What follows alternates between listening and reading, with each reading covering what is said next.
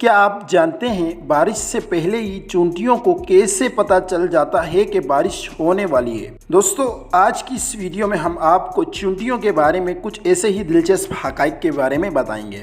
دوستو، آگے جانے سے پہلے ریکویسٹ ہے ہماری ویڈیو کو لائک کر لیں اور چینل کو ضرور سبسکرائب کر لیں۔ دوستو، چونٹیوں سے متعلق سورۃ نمل کی آیات نمبر 17 اور 18 میں اللہ تعالیٰ کا ارشاد ہے کہ اور حضرت سلیمان نکلے اپنے پورے لشکر کو لے کر، جس میں انسان، جن اور تمام جانور تھے، فوج بندی کیے ہوئے جانے لگے، یہاں تک وہ گزرے وادی نمل سے جو چونٹیوں کی وادی تھی۔ ایک چونٹی نے دوسری چونٹی سے کہا کہ اے چونٹیوں، اپنے گھروں میں گھس جاؤ، کہیں تمہیں سلیمان اور اس کی فوجیں نہ پیس ڈالے اور انہیں خبر بھی نہ ہو۔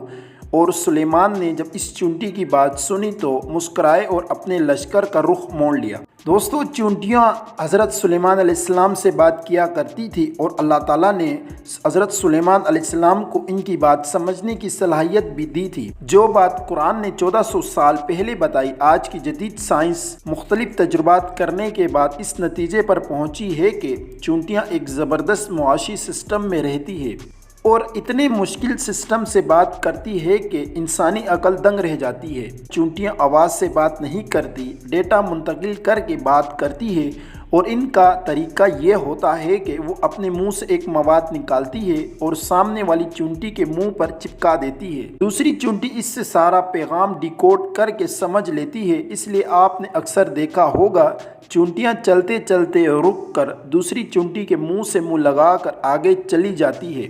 یہ وہ عمل جس میں وہ ڈیٹا منتقل کرتی ہے۔ جدید تحقیق میں یہ بات ثابت ہو چکی ہے، چونٹیاں آپس میں نہ صرف بات کرتی ہے بلکہ ایک زبردست نظام کے تحت زندگی بھی گزارتی ہے۔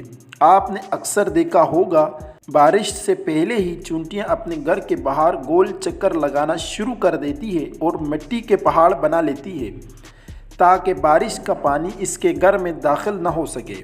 انہیں وقت سے پہلے بارش کا اس لیے اندازہ ہو جاتا ہے کہ ان میں قدرتی طور پر سینسر موجود ہوتا ہے جسے ہائیڈروفول کہتے ہیں۔ جب ہوا میں نمی کا تناسب زیادہ ہو جاتا ہے تو چونٹیوں میں موجود یہ سینسر اسے محسوس کرتا ہے اور چونٹیوں کے دماغ کو بارش کے متعلق پیغام پہنچاتا ہے۔ اس لیے چونٹیاں بارش سے پہلے ہی اپنے کھانے پینے اور رہنے کا انتظام کر لیتی ہے۔ محکمہ موسمیات بھی اس عمل کو دہراتے ہوئے ہوا میں نمی کا تناسب نوٹ کرتے ہیں اور پھر بتاتے ہیں کہ بارش کے کیا امکانات ہیں۔ دوستو، آج کی یہ ویڈیو کیسی لگی آپ ہمیں کامنٹ سیکشن میں ضرور بتائیں۔ ہماری ویڈیو کو لائک کر لیں اور چینل کو ضرور سبسکرائب کر لیں۔